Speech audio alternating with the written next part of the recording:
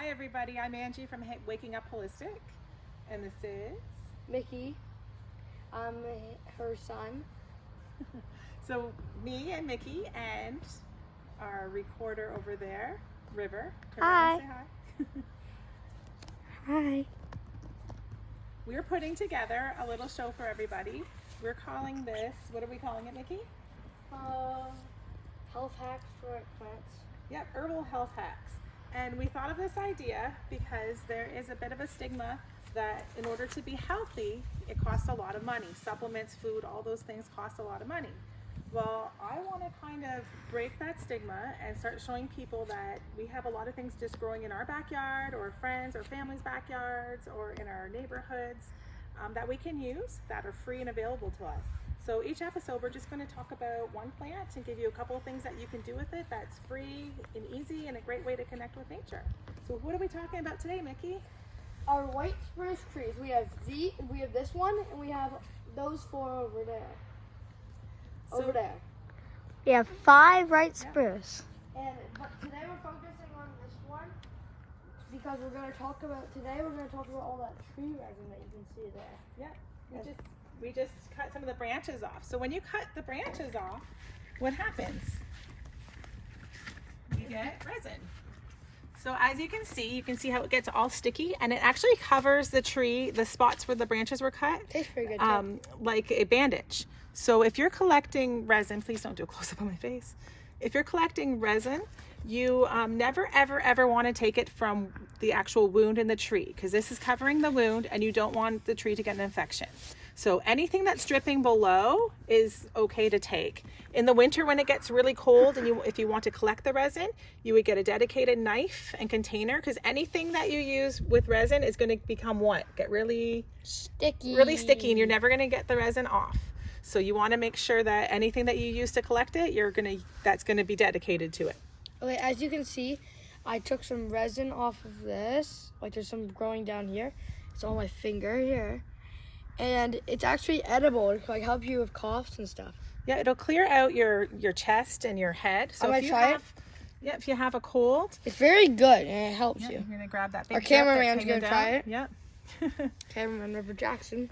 So a nice tip with it as well, though, if you're just going to grab a little bit and have it, is that it is very strong tasting. And if you don't love the taste, don't chew on it. Just put it in the roof of your mouth and let it dissolve, or else it'll be in your teeth and you'll taste it on everything you eat for a few days. And if it hardens, you can like use it as gum, kind of like a healthy kind of gum. Yep, it's kind of the first gum that there actually was. It's Before also super sticky, so gum. we had people had learned to use it for bandages to help seal in wounds, and also use it to help repel water for like canoes, boots, things like that.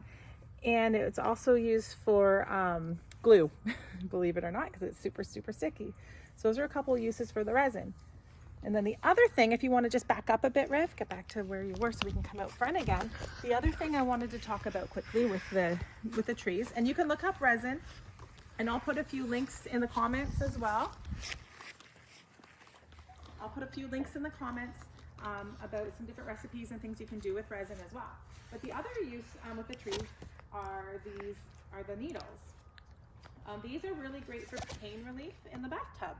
So if you happen to have a tree and maybe a branch has fallen off, a really good use for that would be to put that right in your bath water with you and have a nice soak.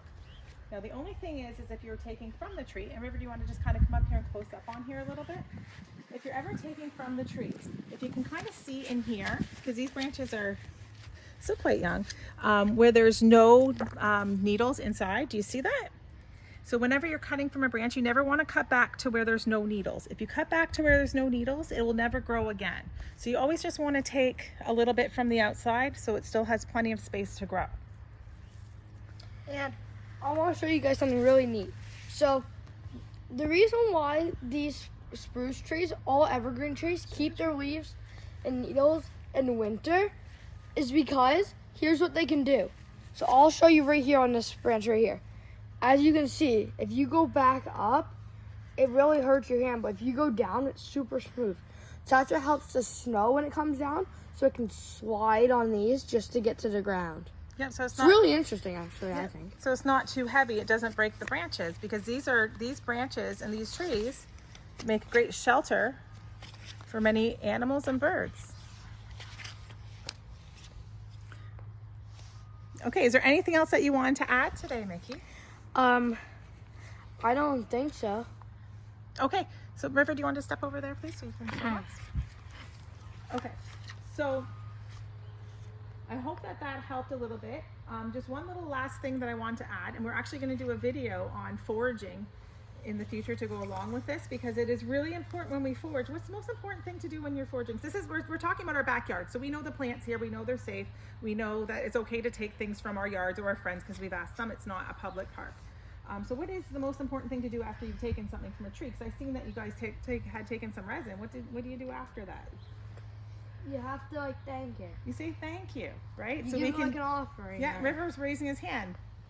Like what we like to do is we like to take a little bit of our hair and just sprinkle it on the ground. You can offer a piece of your hair. You can offer a little bit of maybe one of your favorite herbs or something you grow in your garden.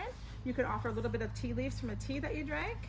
Or you could offer just words of thanks, or just a little bit of thank you from your heart, a little bit of a prayer, a little bit of maybe a little song, but some kind of way to thank the tree for giving something to you. So last, I just want to invite anybody that has anything they want to add. If you use spruce trees, white spruce for anything, for any kind of food, any kind of plant medicine, if you want to go ahead and add that in the comments, tell us links to recipes that you use, maybe stories that you have, anything like that. We really love to build a little community where you can go on to the video, and within the comments in the video, there'll be lots of information and stuff that we can all learn from one another with.